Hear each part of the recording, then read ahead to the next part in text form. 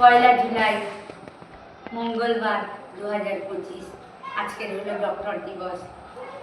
আমি বলবো সেই স্বনামধন্য চিকিৎসক এবং রাজনীতিবিদ ডক্টর বিধানচন্দ্র রায় 1882 সালে পয়লা জুলাই বিহারের পাটনায় তিনি জন্মগ্রহণ করেছিলেন। তিনি পাটনা থেকে চলে এলেন কলকাতায় এসে তিনি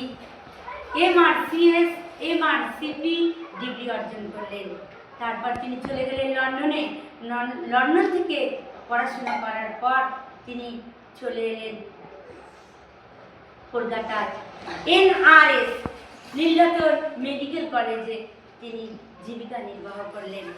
তারপর তারই সঙ্গে ছিলেন Nilratan medical college, RG Kar medical কলেজের বিভিন্ন অধ্যক্ষ তারই উদ্যোগে তৈরি হলো।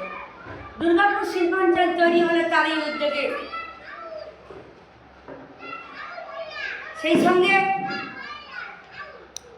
ডক্টর বিধানচন্দ্র রায় তিনি কি করলেন, তার মায়ের নামে পাটনায় একটি বিদ্যালয় স্থাপন করলেন। ডক্টর বিধানচন্দ্র রায় আমাদের কাছে ছিল স্মরণীয়, বরণীয়। তিনি পশ্চিমবঙ্গের দ্বিতীয় মুখ্যমন্ত্রী ছিলেন। ডক্টর বিধানচন্দ্র রায় 1962 সালে পয়লা জুলাই তিনি মৃত্যুবরণ করলেন। যে মাসে পয়লা জুলাই তার জন্ম, সেই মাসে তার মৃত্যু। পয়লা জুলাই তার মৃত্যু।